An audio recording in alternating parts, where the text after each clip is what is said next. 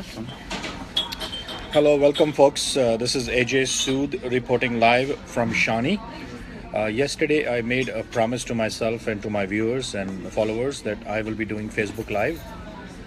This Facebook Live, we're going to talk about what has happened since our President Trump has got into the White House. And many of my followers, as you guys are aware, I was one of the presidential candidates this year against Mr. Trump and also Hillary. I was running as independent candidate, Good job. and I did this for 19 months. I think most of my votes, just to give some fair idea about the people who will be joining me shortly, I'll be welcoming them all. Derek, welcome. Yeah, so I'm just going to give you a little synopsis here of what happened in the last 19 months. I ran as an independent candidate, and I live in Shawnee, so obviously I ran from Kansas, Missouri, and then I was also in Delaware.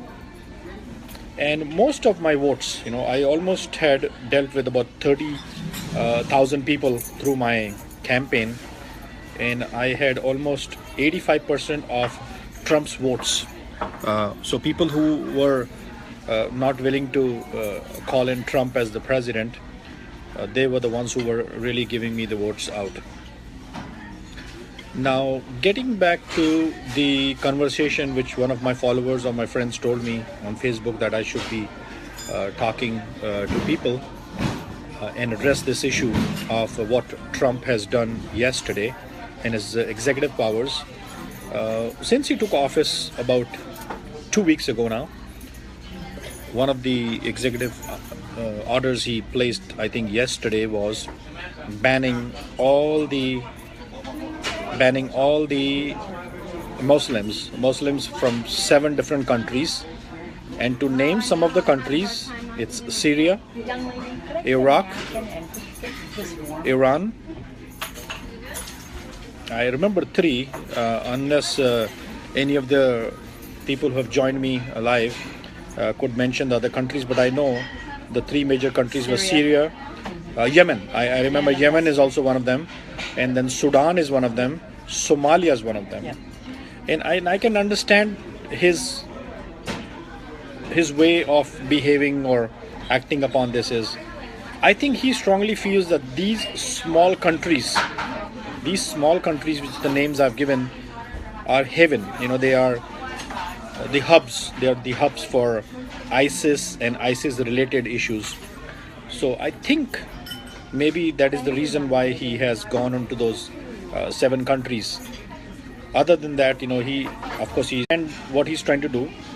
But I strongly feel that he should not be really eliminating one particular region or a religion, like Muslims he's mentioning, because see, America, he needs to understand the constitution of the US. And I know he has been a big businessman for the last almost 30-40 years, so he knows what business is.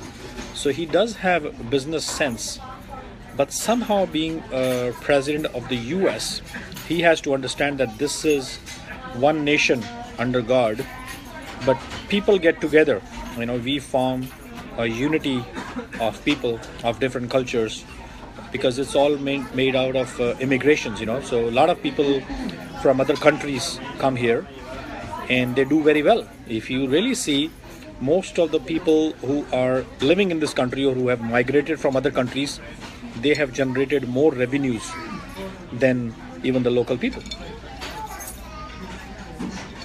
So I strongly feel that instead of concentrating on banning some religion for not coming to the US, it has its own problems. Now, how much of chaos has been created, how much of the revenue will be gone from the taxpayers.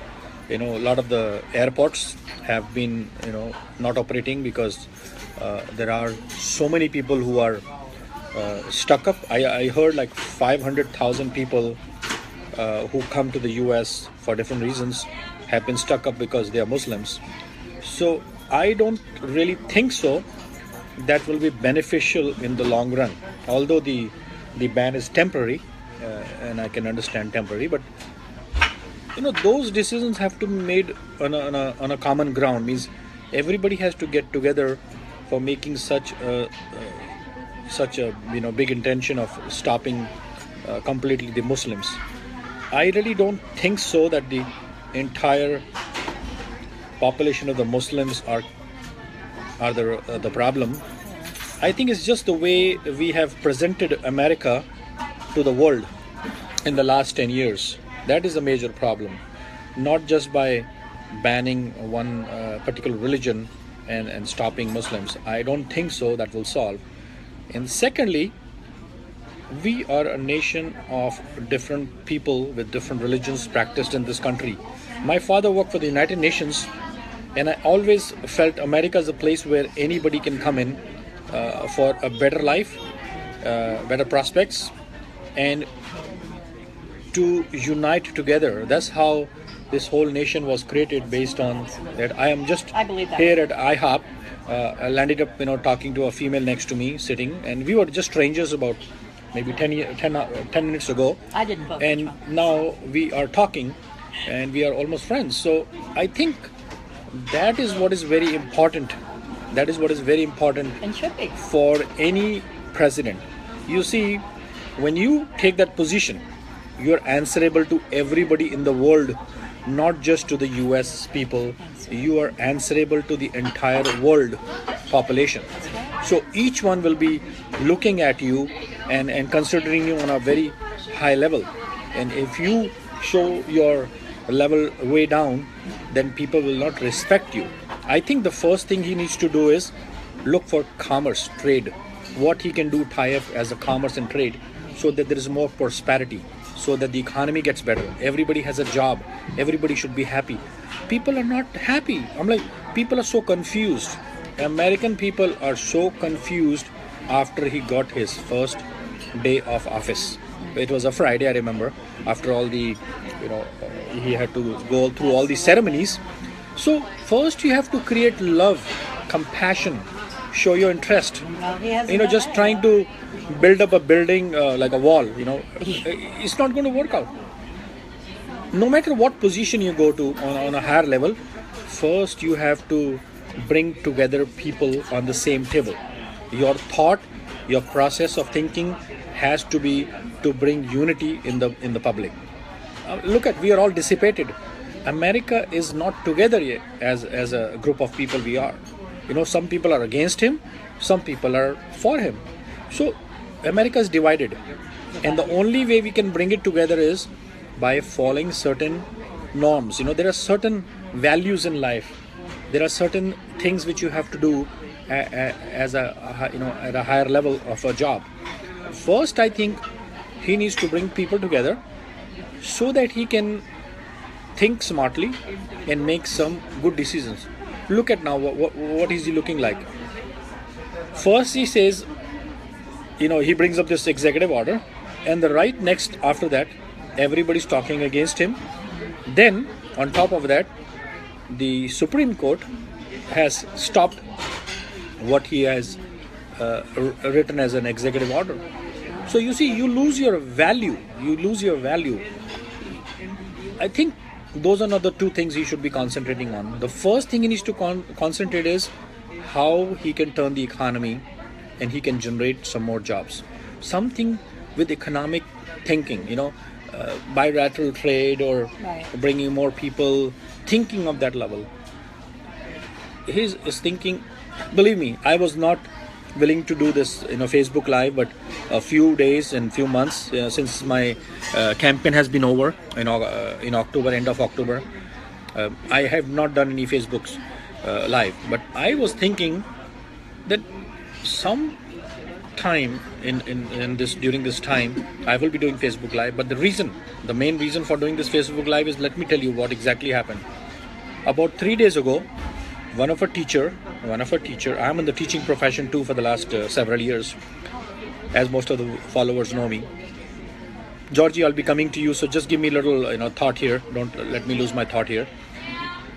about 2-3 days ago, a video became viral on the Facebook, and this video is about how a teacher is doing a presentation on a screen, like in front of a screen with full students, full in the classroom, and I think she's showing some pictures of President Trump, and she picks up a small, like a BB gun or something, and she's firing the picture of Trump. So that's what really, kind of captured my thought process. I said, you know what, this is not right. I know that he is not doing the right things. I understand, he has been hated by the women community of the US, but something we need to understand, something what a teacher is presenting to the students, that she picks up a BB gun and starts firing on the screen where Trump is on the screen. That is unacceptable, guys. That is unacceptable. No matter how bad he is, as of today, God willing, he's our president. So we, instead of doing this kind of behavior and presenting it to the world, look, that video will be viral. It's already been viral. How many people in the world are going to watch? And those kids. So what kind of a, what kind of an attention do you want? Like what are you trying to convey as a message? So my suggestion is that one should not be doing those things. Yes, each one has his hate, each one has his anger, but keep it to yourself. Don't bring it to small little children in a school and in a class. This is not right. That is where the problem is. We as Americans, get this very clear in your head, sir. We as Americans have to respect him as the president. I don't care what he has done yesterday, but we have to respect him, and he is answerable to us. He is. Correct? Absolutely. So I have a lady here, and I don't even know her name, but Anita. she's Anita. Her name is Anita, and she's also saying the same thing. Absolutely. So I think if you look at my videos during my campaign, I was doing Facebook Live every day for almost 2 months. I have not used any slander language against any of the other candidates in my whole campaign. So guys, if you can watch my video, stop doing this, the way you guys are disrespecting him. Let him understand you, and you guys need to cooperate with him. Yes, he's made some mistakes, and I fully understand. Some may not be even pardonable by some people, but okay. And here's a message for the president of the US.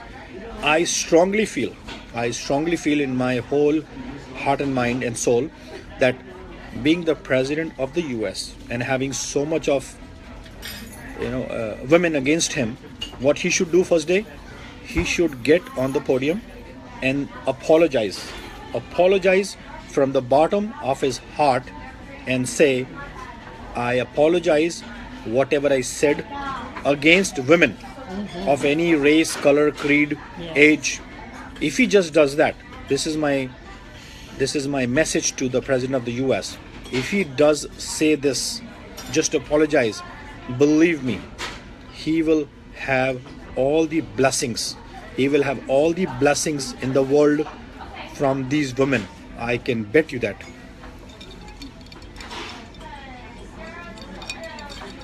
It's not that people hate each other to that extent where we want to kill somebody, but I think it's a matter of respect. Everybody wants respect, and once he does this, the whole world will be his. I can promise you that. Anyway, now coming back to questions. Yes, Georgie, welcome. Mr. Sood, what would you prefer, a globalist running this country or a nationalist? Doesn't matter whether it's a globalist or nationalist, but I think I'm a globalist because I'm from another country and I have been successfully running my campaign for the last 19 months. I think somebody has to live locally and think globally. That's the way I believe. You live locally and think globally. America is behind globally because we were the masters of the universe. Like, what I mean, like, we were called the He-Man in the world, that we are the big brothers, we call. I think America needs to understand that technology has advanced so much this cell phone can change the entire world. And if the technology is passed on to India and other countries, which has already been passed on, look, they have better, warheads than America. Some of the countries might have it. They're not even displaying. So we need to start respecting. This big thing is gone. Everybody's big in this world today. We have to respect each other. If Mr. Trump thinks that the wall is the answer, let me share this with you guys. Let me share this with you. In the year 79, I visited the wall which was created between Pakistan and India. Just gonna say. It was built in 79 during Indira Gandhi. Indira Gandhi was the Prime Minister of India, and I was visiting that wall because my uncle used to work there. Do you think India has been able to solve the problems of influx of wrongful people in the country since the wall is there? Wall was built in 79, the year 79. The wall was built between India and Pakistan. Look today, we have more problems after the wall. We see more people getting, radicals and all kinds of, people are just jumping over the fence or going through the fence. So if Trump thinks that just the wall is the answer to, get the Mexicans out of this country, I don't think so. I strongly feel what he should do as an immigration policy with Mexico is, because they are our neighbors, they will keep coming in, and I think he should allow Mexicans to come in and go. I know a bunch of Mexicans in my area who are handymen. They're really good handy people. They come inside, they don't want to go back. Why? Because they strongly feel that once they go out, then they will not be allowed to get in. It's just like in a movie theater. When you go inside the movie is already running because you bought the ticket. But you're allowed to go inside and outside 1 million times. Nobody stops you from using